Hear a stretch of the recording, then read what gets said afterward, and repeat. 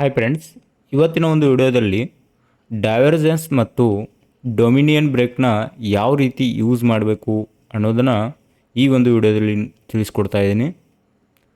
ವಿಡಿಯೋಕ್ಕೆ ಹೋಗೋ ಮುಂಚೆ ನೀವೇನಾದರೂ ನಮ್ಮ ಯೂಟ್ಯೂಬ್ ಚಾನಲ್ನ ಸಬ್ಸ್ಕ್ರೈಬ್ ಮಾಡದೇ ಇದ್ದರೆ ದಯವಿಟ್ಟು ಸಬ್ಸ್ಕ್ರೈಬ್ ಮಾಡಿ ಹಾಗೆ ವಿಡಿಯೋನ ಪೂರ್ತಿಯಾಗಿ ವಾಚ್ ಮಾಡಿ. ಈ ಒಂದು ಸ್ಟ್ರಾಟರ್ಜಿನ ನೋಡೋದಾದರೆ ನಿಮಗೆ ಡೈವರ್ಜೆನ್ಸ್ ಅಂದರೆ ಏನು ಫಸ್ಟ್ ಅರ್ಥ ಮಾಡಿಸ್ಬೇಕಾಗತ್ತೆ. ನೀವೇನು ಮಾಡಬೇಕು, ಡೈವರ್ಜೆನ್ಸ್ ಅಂದರೆ ಏನು ಅಂತ ನೀವು ಅರ್ಥ ಮಾಡ್ಕೋಬೇಕಾಗುತ್ತೆ. ಈ ವಿಡಿಯೋನ ನೀವು ಕಂಪ್ಲೀಟಾಗಿ ನೋಡಿ ಸರಿಯಾಗಿ ತಿಳ್ಕೊಳ್ಳಿ. ಫಸ್ಟ್ ನೋಡಿ, ಡೈವರ್ಜೆನ್ಸ್ನ ಯಾವ ರೀತಿ ಗುರುತಿಸ್ಬೇಕು ಅನ್ನೋದನ್ನು ತಿಳಿಸ್ಕೊಡ್ತೀನಿ. ಡೈವರ್ಜೆನ್ಸ್ ಅಂದರೆ ಏನಿಲ್ಲ, ಮಾರ್ಕೆಟ್ ತದ್ವಿರುದ್ಧವಾಗಿ ಏನು ಮಾಡ್ತಾ ಇರುತ್ತೆ, ಮೂವ್ ಆಗ್ತಾ ಇರುತ್ತೆ. ಅದಕ್ಕೆ ನಾವು ಡೈವರ್ಜೆನ್ಸ್ ಅಂತ ಕರಿತೀವಿ. ನೋಡಿ, ಇದು ಪ್ರೈಸು, ಈ ಪ್ರೈಸ್ ಏನಾಗ್ತಾ ಇರುತ್ತೆ, ಹೈಯರ್ ಹೈ, ಈ ರೀತಿ ಹೈಯರ್ ಹೈಗಳನ್ನ ಮಾಡ್ತಾ ಇರುತ್ತೆ. ಆದರೆ ಆರ್ ಎಸ್ ಐಯಲ್ಲಿ ಏನಾಗುತ್ತೆ, ಆರ್ ಎಸ್ ಐ ಗೊತ್ತಾ ನಿಮಗೆ, ಇಂಡಿಕೇಟರ್ ಅಂತಾರೆ. Indicator, R S I indicator, relative strength indicator. ಒಂದು ಸ್ಟ್ರೆಂತ್ನ ಮೆಜರ್ಮೆಂಟ್ ಮಾಡೋಕ್ಕೆ ಆರ್ ಎಸ್ನ ಯೂಸ್ ಮಾಡ್ತಾರೆ.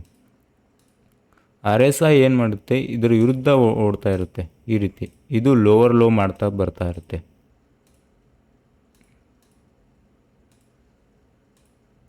ಈ ರೀತಿ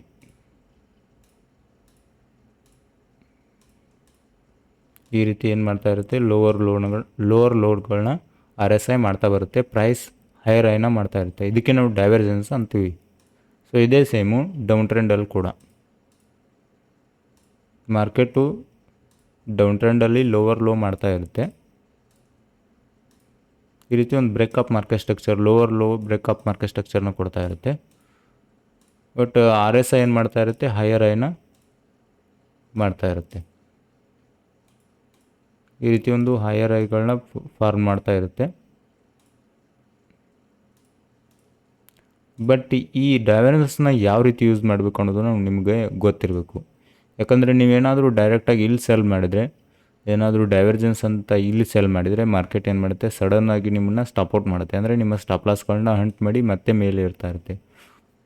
ಆದರೆ ನೋಡಿ, ಇಲ್ಲಿ ಏನಾದರೂ ನೀವು ಬೈ ಮಾಡಿದರೆ ಮಾರ್ಕೆಟ್ ಡೈವರ್ಜೆನ್ಸ್ ಅಂತ ಡೈರೆಕ್ಟ್ ಮತ್ತೆ ಸೆಲ್ ಆಗುತ್ತೆ, ಮತ್ತೆ ಡೈವರ್ಜೆನ್ಸ್ ಮಾಡುತ್ತೆ. ಬಟ್ ಡೈರೆಕ್ಟಾಗಿ ಮಾಡೋಕ್ಕೆ ಹೋಗಬೇಡಿ, ಯಾಕಂದರೆ ನೀವು ಆಲ್ಮೋಸ್ಟ್ ಆಲ್ ಇದರಲ್ಲಿ ಸೋಲ್ತೀರ. ಆದರೆ ನಿಮಗೊಂದು ಮೆಥಡ್ ಹೇಳ್ಕೊಡ್ತೀನಿ, ಆ ಮೆಥಡ್ನ ನೀವು ಫಾಲೋ ಮಾಡಿ ಇದನ್ನ ಒಂದು ಹೆಚ್ಚಿನ ಒಂದು ವಿನ್ನಿಂಗ್ ರೇಟ್ನ ನೀವು ಇಲ್ಲಿ ಪಡ್ಕೋಬೋದು ಡೈವರ್ಜೆನ್ಸಲ್ಲಿ.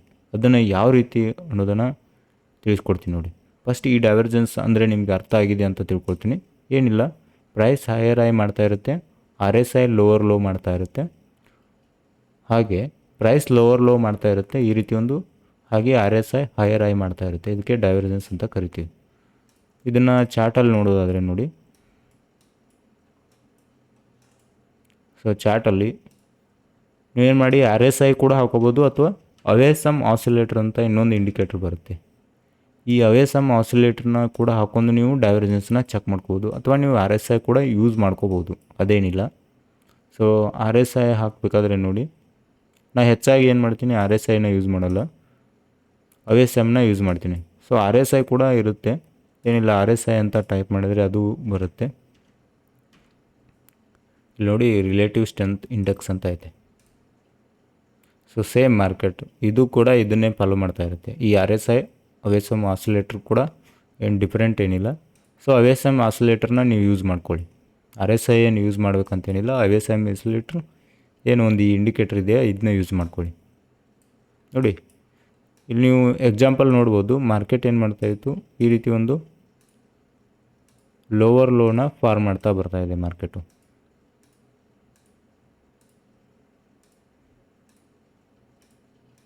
ಈ ರೀತಿ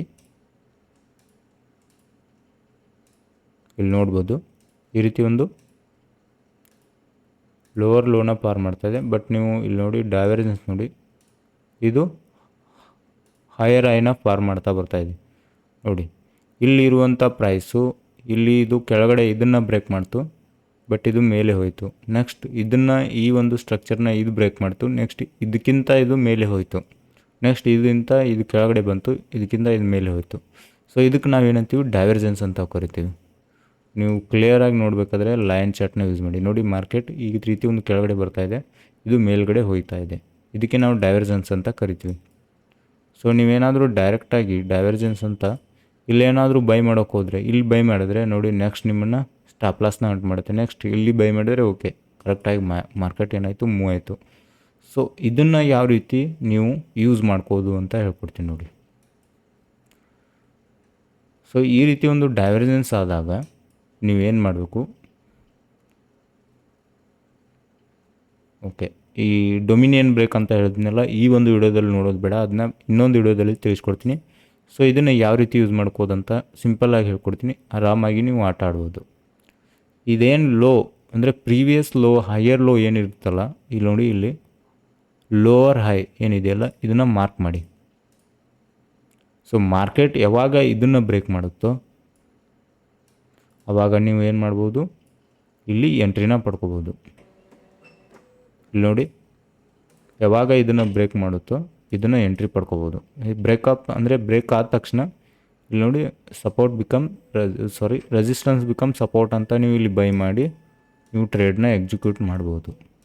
ಅಥವಾ ಮಾರ್ಕೆಟ್ ಕೆಲವೊಂದು ಸಲ ಏನಾಗುತ್ತೆ, ಈ ರೀತಿ ಹೋಗಲ್ಲ, ಮಾರ್ಕೆಟ್ ಸಡನ್ನಾಗಿ ಕೆಳಗಡೆ ಬರುತ್ತೆ, ಆವಾಗ ನೀವು ಫಿಬೊನಾಚಿ ಮೂಲಕ ಕೂಡ ಬೈ ಮಾಡ್ಕೋಬೋದು ಈ ರೀತಿ ಒಂದು. ಸೊ ಮಾರ್ಕೆಟ್ ಈ ರೀತಿ ಒಂದು ಏನು ಬ್ರೇಕಪ್ ಮಾರ್ಕೆಟ್ ಸ್ಟ್ರಕ್ಚರ್, ಈ ಒಂದು ಹೈಯರ್ ಸ್ಟ್ರಕ್ಚರ್ ಏನಿದೆ ಬ್ರೇಕ್ ಮಾಡಿದ ತಕ್ಷಣ ಮಾರ್ಕೆಟ್ ಈ ರೀತಿ ರಿಟ್ರೇಸ್ಮೆಂಟ್ ಆಗಿ 78 ಅಥವಾ 6188 ಈ ಲೆವೆಲಲ್ಲಿ ಬಂದಾಗ ನೀವು ಬೈ ಮಾಡಿ ಇಲ್ಲಿ ಕೆಳಗಡೆ ಸ್ಟಾಪ್ ಲಾಸ್ನ ಸೆಟ್ ಮಾಡ್ಬೋದು. ಈ ರೀತಿ ನೀವು ಟ್ರೇಡ್ ತೊಗೊಂಡು ಇದರ ಒಂದು ಟಾರ್ಗೆಟ್ ಏನಾಗಿರುತ್ತೆ ಅಂದರೆ 161 ಆಗಿರುತ್ತೆ. ಅಥವಾ ನೀವು ಬ್ರೇಕ್ ಇವೆನ್ ಕೂಡ ಮಾಡ್ಕೋಬೋದು. 161 ಇದರ ಟಾರ್ಗೆಟ್ ರೀ.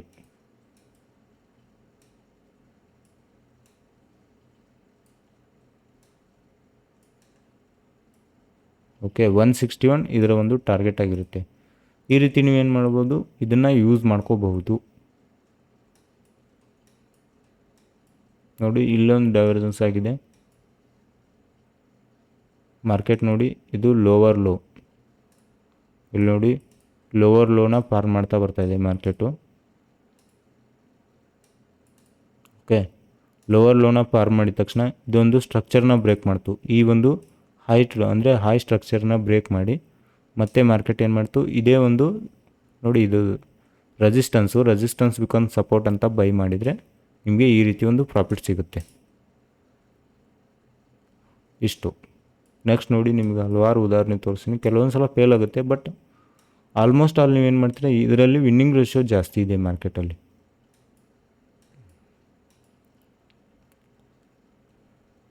ನೋಡಿ, ಮಾರ್ಕೆಟ್ ಏನು ಮಾಡ್ತು, ಇಲ್ಲಿ ಲೋವರ್ ಲೋನ ಪಾರ್ ಮಾಡ್ಕೋತಾ ಬಂತು. ನೋಡಿ, ಇವೆಲ್ಲ ಲೋವರ್ ಲೋ ಸ್ಟ್ರಕ್ಚರ್ಗಳನ್ನ ಬ್ರೇಕ್ ಮಾಡ್ತಾ ಬರ್ತಾ ಇದೆ ಮಾರ್ಕೆಟು. ಇಲ್ಲೆಲ್ಲ ನೋಡಿ ಸ್ಟ್ರಕ್ಚರ್ನ ಬ್ರೇಕ್ ಮಾಡ್ತು. ನೆಕ್ಸ್ಟ್ ಇದು ಹೈನ ಮಾಡ್ತಾ ಬರ್ತಾ ಇದೆ, ಇದಾವೆ SM ಆಸಿಲೇಟ್ರ್. ನೆಕ್ಸ್ಟ್ ನಿಮ್ಮ ಎಂಟ್ರಿ ಎಲ್ಲಾಗಿರುತ್ತೆ, ನೆಕ್ಸ್ಟ್ ಇಲ್ಲೇ ಆಗಿರುತ್ತೆ. ಬಟ್ ಮಾರ್ಕೆಟಲ್ಲಿ ಬರಲಿಲ್ಲ, ಸೊ ಎಂಟ್ರಿನ ಮಿಸ್ ಮಾಡ್ಕೊಂಡ್ರಿ, ಅಥವಾ ಇಲ್ಲಿ ಎಂಟ್ರಿ ತೊಗೊಂಡ್ರು ಕೂಡ ಬರುತ್ತೆ. ನೆಕ್ಸ್ಟ್ ನೋಡಿ, ಇದನ್ನ ಬ್ರೇಕ್ ಮಾಡಿ ನೆಕ್ಸ್ಟ್ ಇದರಲ್ಲೇ ಟೆಸ್ಟ್ ಮಾಡಿ ಮಾರ್ಕೆಟ್ ಎಷ್ಟು ದೂರ ಹೋಯಿತು. ನೋಡಿ, ಈ ರೀತಿ ದೂರ ಹೋಯಿತು. ಈ ರೀತಿ ನೀವು ಡೈವರ್ಜೆನ್ಸ್ನ ಯೂಸ್ ಮಾಡಿದರೆ ಅದು ಚೆನ್ನಾಗಿ ವರ್ಕ್ ಆಗುತ್ತೆ. ಬಟ್ ನೀವು ಡೈರೆಕ್ಟಾಗಿ ಏನಾದರೂ ಡೈವರ್ಜೆನ್ಸ್ ಅಂತ ಏನಾದರೂ ಬೈ ಮಾಡಿದರೆ ಅದು ವರ್ಕ್ ಆಗೋಲ್ಲ. ಮತ್ತೊಂದು ಹೇಳ್ಕೊಡ್ತೀನಿ ನೋಡಿ ನಿಮಗೆ. ಈ ರೀತಿ ಒಂದು ಬ್ಯಾಕ್ ಟೆಸ್ಟ್ ಮಾಡಿ.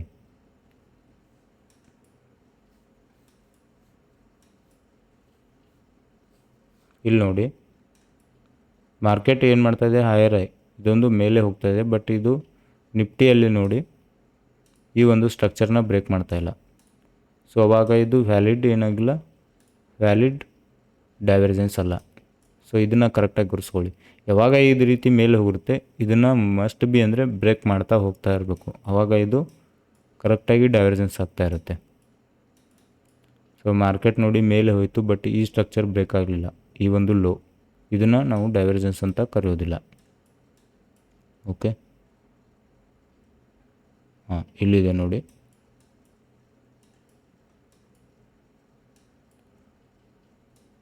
ಮಾರ್ಕೆಟ್ ಏನು ಮಾಡ್ತು ನೋಡಿ, ಈ ಒಂದು ಲೋವರ್ ಸ್ಟ್ರಕ್ಚರ್ನ ಇದು ಬ್ರೇಕ್ ಮಾಡ್ತು. ಇಲ್ಲಿ ನೋಡ್ಬೋದು, ಇಲ್ಲಿ ಹಾಕಿದ್ದೀನಿ ನೋಡಿ, ಈ ಒಂದು ಟ್ರೆಂಡ್ ಲೈನ್ ಗೆರೆನ, ಅಂದರೆ ಮಾರ್ಕೆಟ್ ಹೈಯರ್ ಐನ ಮಾಡ್ತಾಯಿದೆ, ಬಟ್ ಪ್ರೈಸ್ ನಿಫ್ಟಿ ಪ್ರೈಸ್ ಏನಿದೆ ಲೋವರ್ ಲೋನ ಮಾಡ್ತಾಯಿದೆ. ಅವಾಗ ನೀವು ಎಲ್ಲಿ ಬೈ ಮಾಡೋದು? ಸೊ ಈ ಒಂದು ಸ್ಟ್ರಕ್ಚರ್ ಯಾವಾಗ ಬ್ರೇಕ್ ಆಗುತ್ತಲ್ಲ ನೋಡಿ, ಇಲ್ಲಿ ಪ್ರೀವಿಯಸ್ ಒಂದು ರೆಸಿಸ್ಟೆನ್ಸ್ ಇತ್ತು, ಮಾರ್ಕೆಟ್ ಇದನ್ನ ಬ್ರೇಕ್ ಮಾಡಿ ರಿಟರ್ನ್ ಅಲ್ಲೇ ಬಂತು. ಅವಾಗ ನೀವು ಇಲ್ಲಿ ಸ್ಟಾಪ್ ಲಾಸ್ನ ಸೆಟ್ ಮಾಡಿ, ಈ ರೀತಿ ಸ್ಟಾಪ್ ಲಾಸ್ನ ಸೆಟ್ ಮಾಡಿ ಈ ರೀತಿ ಒಂದು ಟಾರ್ಗೆಟ್ನ ನೀವು ಫಿಕ್ಸ್ ಮಾಡ್ಕೋಬೋದು. ನಿಮಗೆ ಎಷ್ಟು ನೋಡಿ, ನಿಮಗೆ ಎಷ್ಟು ಬೇಕು ಅನಿಸುತ್ತೋ ಅಷ್ಟು ನೀವು ಪ್ರಾಫಿಟ್ನ ಸೆಟ್ ಮಾಡ್ಕೊಳ್ಳಿ. ಒಂದು 1:1ನ ಸೆಟ್ ಮಾಡಿ ಪ್ರಾಫಿಟ್ನ.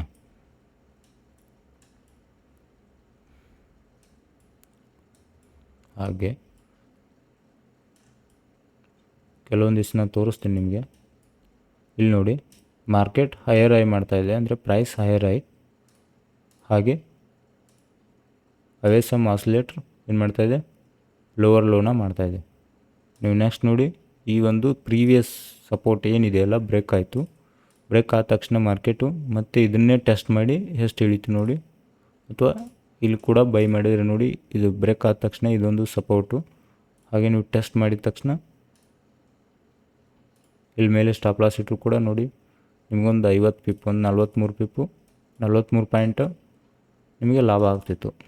ಹಾಗೆ ಇಲ್ಲಿ ನೋಡಿ, ಮಾರ್ಕೆಟ್ ಅಂದರೆ ಅವೇಸಮ್ ಆಸಿಲೇಟರ್ ಕೆಳಗಡೆ ಇಳಿತಾ ಇದೆ, ಲೋವರ್ ಲೋ ಮಾಡ್ತಾಯಿದೆ, ಇದು ಹೈಯರ್ ಐ ಮಾಡ್ತಾಯಿದೆ. ನೆಕ್ಸ್ಟ್ ನೋಡಿ, ಸಪೋರ್ಟ್ ಇಲ್ಲಿ ಬೈ ಮಾಡಿ ಇದ್ರ ಮೇಲೆ ಸ್ಟಾಪ್ ಲಾಸ್ ಇಟ್ಟರು ಕೂಡ ನಿಮಗೆ ಬರುತ್ತೆ. ನಾನು ಹೇಳಿದ್ನಲ್ಲ ಒಂದು ಉದಾಹರಣೆ ನೋಡಿ, ಇಲ್ಲಿ ಫಿಬೊನಾಚಿ ಈ ರೀತಿ ಮಾರ್ಕೆಟ್ ನೋಡಿ 61-78 ಮಟನೂ ಟಚ್ ಮಾಡಿ ಯಾವ ರೀತಿ ಮೂವ್ ಕೊಟ್ಟಿದೆ. ನಿಮಗೆ ನೆಕ್ಸ್ಟ್ ಟಾರ್ಗೆಟ್ ಇಂಥ ಒಂದು ಸಂದರ್ಭದಲ್ಲಿ ನೀವು ನೆಕ್ಸ್ಟ್ ಟಾರ್ಗೆಟ್ 161.0 ಆಗಿರಬೇಕು. ಸೊ ಇದರಲ್ಲಿ ಶೋ ಆಗ್ತಾ ಇಲ್ಲ, ಅದು ಇಲ್ಲಿ ತೋರಿಸ್ತೀನಿ. ಇಲ್ಲಿದೆ ನೋಡಿ 161.8. ಇದನ್ನ ಉಲ್ಟಾ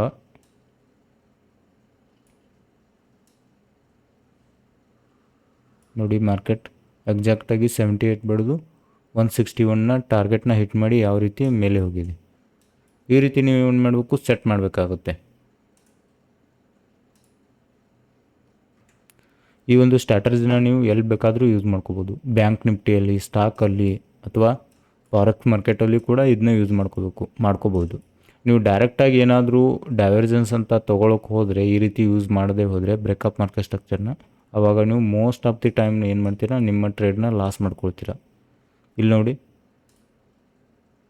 ಮಾರ್ಕೆಟ್ ಲೋವರ್ ಲೋ ಮಾಡ್ತಾಯಿದೆ, ಅಂದರೆ ಪ್ರೈಸ್. ಹಾಗೆ ಈ ಡೈವರ್ಜೆನ್ಸ್ ನೋಡಿ ಈ ರೀತಿ ಒಂದು ಹೈಯರ್ ಐನ ಮಾಡ್ತಾಯಿದೆ. ಇದನ್ನು ಯಾವಾಗ ತೊಗೊಳ್ಳೋದು ನೋಡಿ, ಈ ಒಂದು ಸ್ಟ್ರಕ್ಚರ್ ಬ್ರೇಕ್ ಮಾಡ್ತು, ಅಂದರೆ ಒಂದು ಪ್ರೀವಿಯಸ್ ಹೈನ ಬ್ರೇಕ್ ಮಾಡ್ತು. ಆವಾಗ ನೀವೇನು ಮಾಡಿ? ಫಿಬೊನಾಚಿನ ಸೆಟ್ ಮಾಡಿ ಈ ರೀತಿ ಇದ್ದಾಗ. ಹೈ ಟು ಲೋನ ಏನು ಮಾಡಿ? ಕನೆಕ್ಟ್ ಮಾಡಿ, ಲೋ ಟು ಹೈ. ಆವಾಗ 161 ನಿಮ್ಮ ಒಂದು 23 ಆಗಿರುತ್ತೆ. 78 ಅಥವಾ 23ಯಲ್ಲಿ ಬೈ ಮಾಡಿ ಈ ರೀತಿ ಒಂದು 161ಗೆ ಟಾರ್ಗೆಟ್ನ ಫಿಕ್ಸ್ ಮಾಡಿ ನಿಮ್ಮ ಟಾರ್ಗೆಟ್ನ ಹಿಟ್ ಮಾಡ್ತು ಮಾರ್ಕೆಟು. ಸೊ ಹಲವಾರು ನಿಮಗೆ ಬ್ಯಾಕ್ ಟೆಕ್ಸ್ಟಿಂಗ್ ಮಾಡಿ ತೋರಿಸ್ತಾ ಇದ್ದೀನಿ. ನೀವು ಕೂಡ ಇದನ್ನ ರಿಯಲ್ ಮಾರ್ಕೆಟಲ್ಲಿ ಯೂಸ್ ಮಾಡಿ ಆಟ ಆಡಿ.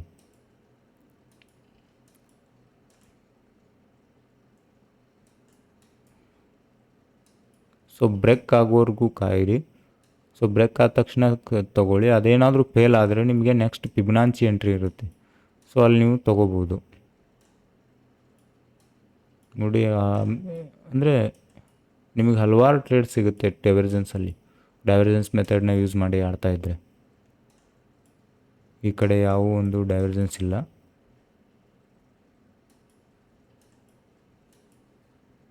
ನೋಡಿ, ಇಲ್ಲೊಂದಿದೆ ಮಾರ್ಕೆಟ್ ನೋಡಿ, ಲೋವರ್ ಲೋ ಮಾಡ್ತಾಯಿದೆ. ಹಾಗೆ ಇದು ಕೂಡ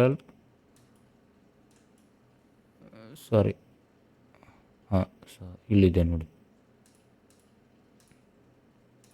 ಇದು ಹೈಯರ್ ಐ ಮಾಡ್ತಾಯಿದೆ, ಅಂದರೆ ಹೈಯರ್ ಐನ ಫಾರ್ಮ್ ಮಾಡ್ತಾಯಿದೆ. ಆವಾಗ ನೀವೇನು ಮಾಡೋದು?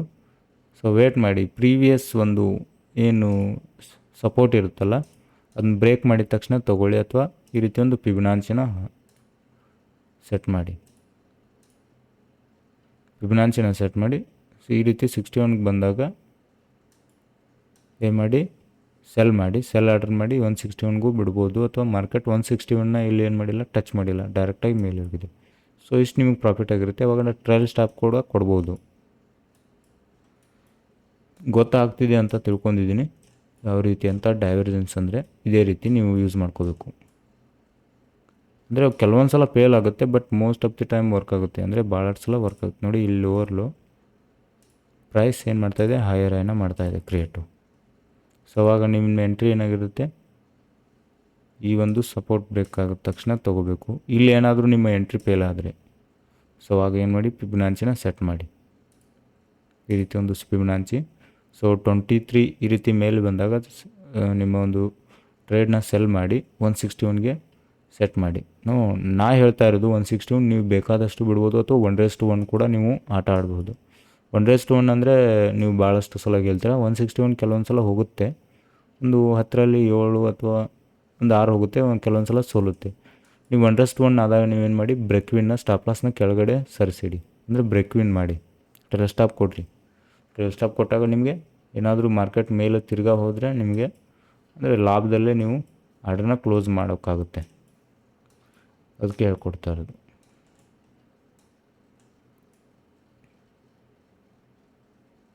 ಸೊ ಎಲ್ಲಿವರೆಗೂ ಸ್ಟ್ರಕ್ಚರ್ ಬ್ರೇಕ್ ಆಗಲ್ಲ ಅಲ್ಲಿವರೆಗೂ ನೀವು ತೊಗೋಕ್ಕೆ ಹೋಗಬೇಡಿ. ನೋಡಿ ಇಲ್ಲಿ ಪ್ರೈಸ್ ನೋಡಿ ಡೈವರ್ಜೆನ್ಸ್ ಆಗಿದೆ. ಈ ಅವೇಸಮ್ ಆಸಿಲೇಟರ್ ಕೆಳಗಡೆ ಇಳಿತಾ ಇದೆ, ಇದು ಮೇಲೆ ಹೋಗ್ತಾ ಇದೆ. ಬಟ್ ಪ್ರೀವಿಯಸ್ ಯಾವುದೇ ಒಂದು ಸಪೋರ್ಟು ಬ್ರೇಕ್ ಆಗಿಲ್ಲ. ಇಲ್ಲಿ ನೋಡಿ ಇವು ಯಾವೇ ಸಪೋರ್ಟ್ ಬ್ರೇಕ್ ಆಗ್ತಾಯಿಲ್ಲ. ಸೊ ಅವಾಗ ನೀವೇನು ಮಾಡ್ಬಾರ್ದು, ಈ ಟ್ರೇಡಲ್ಲಿ ಅಂದರೆ ಎಂಟ್ರಿ ತೊಗೋಕ್ಕೆ ಹೋಗ್ಬಾರ್ದು. ಎಲ್ಲಿವರೆಗೂ ಈ ರೀತಿ ಒಂದು ಸಪೋರ್ಟ್ ಬ್ರೇಕ್ ಆಗೋಲ್ವೋ, ಬ್ರೇಕ್ ಆಗಿ ಮತ್ತೆ ರಿಟರ್ನ್ ಇಲ್ಲಿ ರೀತಿ ಮೇಲೆ ಬರುತ್ತೋ ಆವಾಗ ತೊಗೋಬೇಕು. ಬರಲಿಲ್ಲ ಅಂದರೆ ಟ್ರೇಡ್ನ ತೊಗೋಕ್ಕೆ ಹೋಗಬೇಡಿ. ಇಲ್ಲಿ ನೋಡಿ ಇದು ಈ ರೀತಿ ಮೇಲೆ ಹೋಗಿದೆ, ಅವೇಸಮ್ ಆಸಿಲೇಟರ್ ಈ ರೀತಿ ಕೆಳಗಡೆ ಹೋಗಿದೆ. ಇಲ್ಲಿ ನೋಡಿ ಪ್ರೀವಿಯಸ್ ಒಂದು ಸಪೋರ್ಟು ಬ್ರೇಕ್ ಆಯಿತು. ನೆಕ್ಸ್ಟ್ ನಿಮ್ಮ ಎಂಟ್ರಿ ಇಲ್ಲಿರುತ್ತೆ.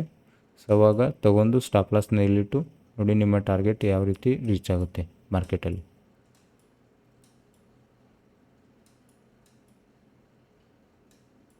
ಸೊ ಈ ರೀತಿ ಒಂದು ತೊಗೊಂಡು ನೀವು ನಿಫ್ಟಿ ಅಥವಾ ಬ್ಯಾಂಕ್ ನಿಫ್ಟಿಯಲ್ಲಿ ಕೂಡ ಈ ರೀತಿ ಟ್ರೇಡ್ ಮಾಡ್ಬೋದು, ಅಥವಾ ಫಾರೆಕ್ಸಲ್ಲಿ ಸ್ಟಾಕಲ್ಲಿ ಕೂಡ ಇದನ್ನ ಯೂಸ್ ಮಾಡ್ಕೋಬೋದು. ಸೊ ಇಷ್ಟು ಈ ಸ್ಟ್ರಾಟಜಿ ಬಗ್ಗೆ ಹೇಳ್ಕೊಟ್ಟಿದ್ದೀನಿ. ಡೈವರ್ಜೆನ್ಸ್ ಮತ್ತು ಬ್ರೇಕಪ್ ಮಾರ್ಕೆಟ್ ಸ್ಟ್ರಕ್ಚರ್ನ ಯಾವ ರೀತಿ ಆಡೋದಂತ ತಿಳಿಸ್ಕೊಟ್ಟಿದ್ದೀನಿ. ಇದರಲ್ಲಿ ಏನಾದರೂ ನಿಮಗೆ ಡೌಟ್ ಇದ್ದರೆ ಕಾಮೆಂಟ್ನ ಮಾಡಿ, ನಾನು ತಿಳಿಸ್ಕೊಡ್ತೀನಿ. ಹಾಗೆ ಟೆಲಿಗ್ರಾಮಲ್ಲಿ ಡಿಸ್ಕ್ರಿಪ್ಷನಲ್ಲಿ ಟೆಲಿಗ್ರಾಮ್ ಲಿಂಕ್ನ ಕೂಡ ಕೊಟ್ಟಿರ್ತೀನಿ, ಜಾಯ್ನ್ ಆಗಿ. ನಿಮಗೇನಾದರೂ ಡೌಟ್ ಇದ್ದರೆ ಕೇಳಿ ಹೇಳ್ತೀನಿ. ಹಾಗೆ ಸಬ್ಸ್ಕ್ರೈಬ್ ಕೂಡ ಮಾಡಿ. ಪೂರ್ತಿಯಾಗಿ ವಾಚ್ ಮಾಡಿದ್ದಕ್ಕೆ ಧನ್ಯವಾದಗಳು ಹೇಳ್ತಾ ಸಬ್ಸ್ಕ್ರೈಬ್ ಕೂಡ ಮಾಡಿ. ಮತ್ತೆ ಮುಂದಿನ ವಿಡಿಯೋದಲ್ಲಿ ಮತ್ತೆ ಸಿಗೋಣ. ಅಲ್ಲಿವರೆಗೂ ಧನ್ಯವಾದಗಳು. Thank you.